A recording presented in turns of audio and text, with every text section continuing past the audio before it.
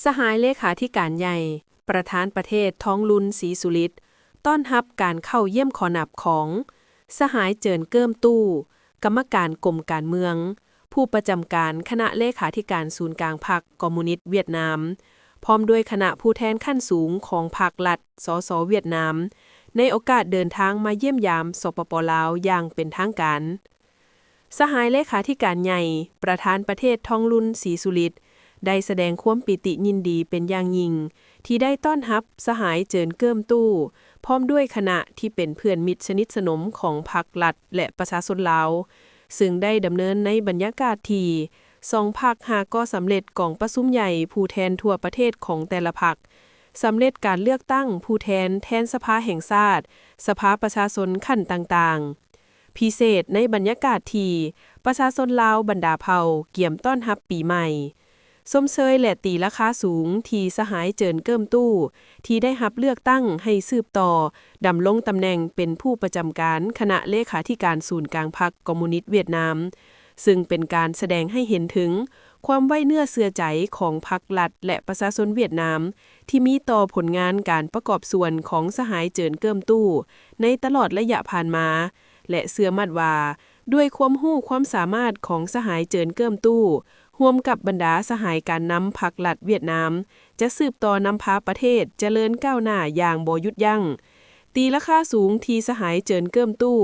ได้เลือกเยี่ยมยามสปป.ลาวเป็นประเทศทำอิฐในการเคลื่อนไหวต่างประเทศในตำแหน่งผู้ประจำการคณะเลขาธิการศูนย์กลางพรรค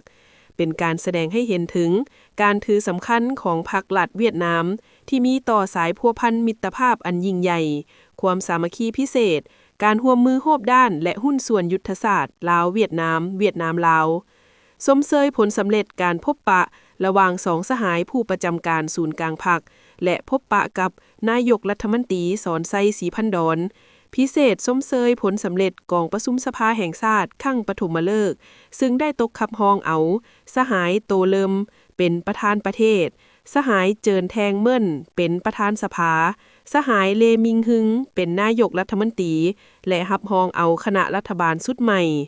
ในโอกาสนี้ก็ได้ฝากความยื้อยามถามข่าวความสมเชยและอวยพรไส้อันประเสริฐมายังสหายเลขาธิการใหญ่ประธานประเทศโตเลิมพร้อมด้วยบรรดาสหายการนำพรรครัฐเวียดนาม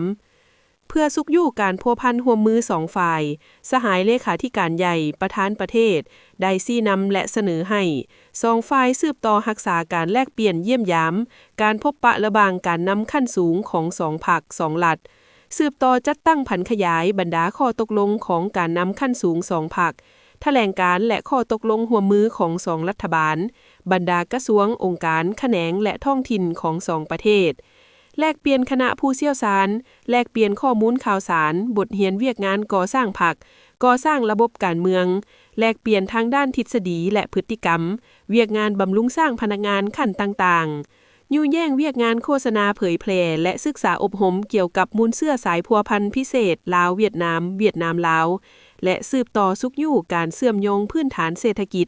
เชื่อมโยงเชื่อมจอดพื้นฐานโครงสร้างระหว่าง2ประเทศลาวเวียดนามและอื่นๆสหายเจินเกิ้มตู้ได้แสดงความขอบใจต่อการต้อนรับอันอบอุ่นและสมเชยต่อบรรดาผลสำเร็จที่พรรครัฐและประชาชนลาวญาติมาได้ตลอด40ปีแห่งการดำเนินการเปลี่ยนแปลงใหม่สมเชยผลสำเร็จกองประชุมใหญ่ผู้แทนทั่วประเทศและกองประชุมสภาแห่งชาติครั้งปฐมฤกษ์ซึ่งได้รับรองเอาสหายทองลุนศรีสุริตเป็นประธานประเทศรับรองเอาประธานสภานายกรัฐมนตรีและคณะรัฐบาลชุดใหม่พร้อมทั้งได้แจ้งให้ทราบสภาพพ้นเด่นและบรรดาผลสำเร็จที่พรรครัฐและประชาชนเวียดนามญาติมาได้ในระยะผ่านมาโดยเฉพาะแม่นผลสำเร็จกองประชุมใหญ่ผู้แทนทั่วประเทศครั้งที่14ของพรรคการเลือกตั้งผู้แทนสภาแห่งชาติสุดที่16และสภาประชาชนขั้นต่างๆแสดงความเห็นดีเป็นเอกภาพในการสืบต่อเพิ่มทวีการร่วมมือของ2ประเทศโดยเฉพาะคงเขตการเมืองการต่างประเทศและอื่นๆยุแย่งความเป็นหุ้นส่วนยุทธศาสตร์การเสื่อมจอดด้านยุทธศาสตร์การพัฒนาประเทศของ2ประเทศให้เข้าสู่เรื่องลึกร่วมกันกะเกียมจัดตั้งบรรดากิจกรรมเฉลิมฉลอง2วันประวัติศาสตร์ของ2ชาติในปี2027ให้เป็นขบวนฟดฟื้น ประกอบส่วนเข้าในการเสริมขยายและเพิ่มทวีสายพัวพันมิตรภาพอันยิ่งใหญ่ความสามัคคีพิเศษการร่วมมือรอบด้านและหุ้นส่วนยุทธศาสตร์เวียดนามลาวลาวเวียดนามให้นับมือเข้าสู่เรื่องเลิกและแตกดอกออกผลอย่างบ่หยุดยั้งภาพแมนกรมสื่อมวลชนคณะโฆษณาอบรมศูนย์กลางพรรคนายกรัฐมนตรีแห่งสปป.ลาวพบปะกับผู้ประจำการคณะเลขาธิการศูนย์กลางพรรคคอมมิวนิสต์เวียดนาม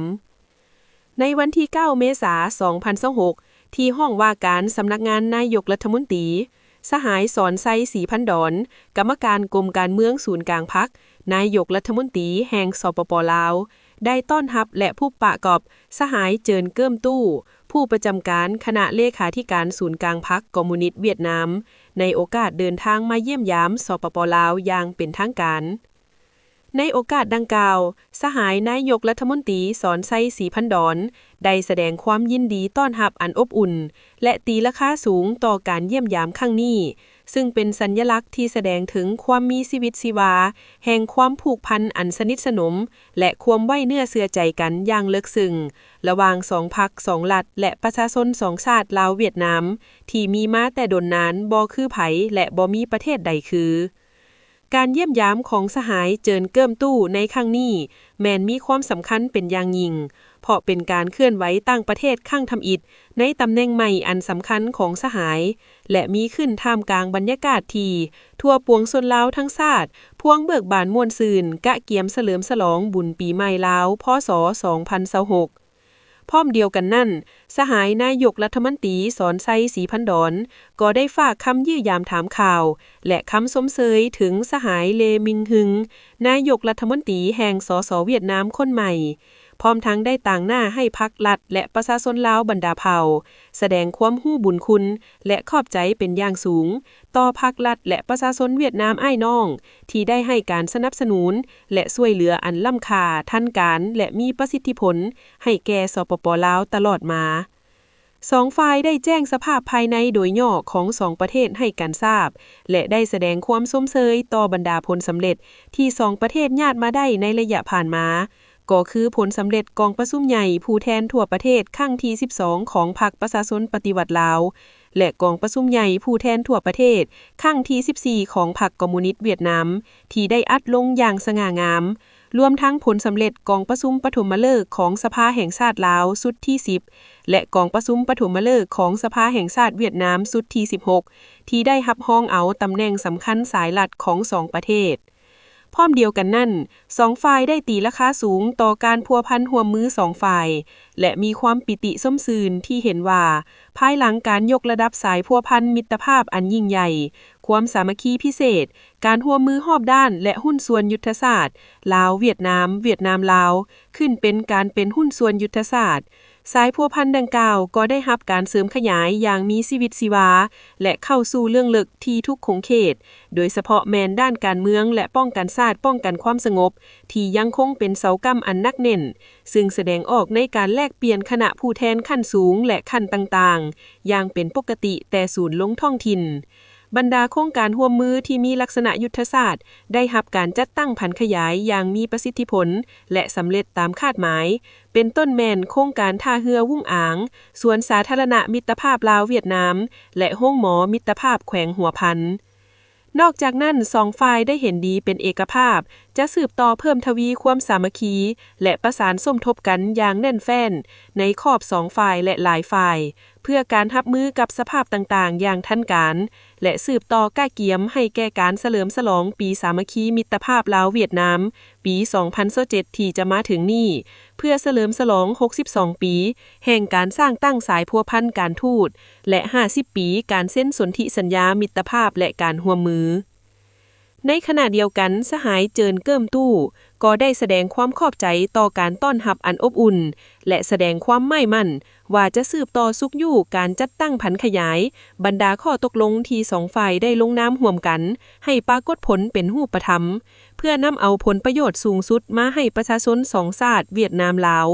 พร้อมทั้งได้ถือโอกาสนี้อวยพรไซอันประเสริฐมายังการนำพรรครัฐและประชาชนลาวบรรดาเผ่าเนื่องในโอกาสปีใหม่ลาวพ.ศ. 2026ที่จะมาถึงนี้ภาพแมนเกษณาขอปลอ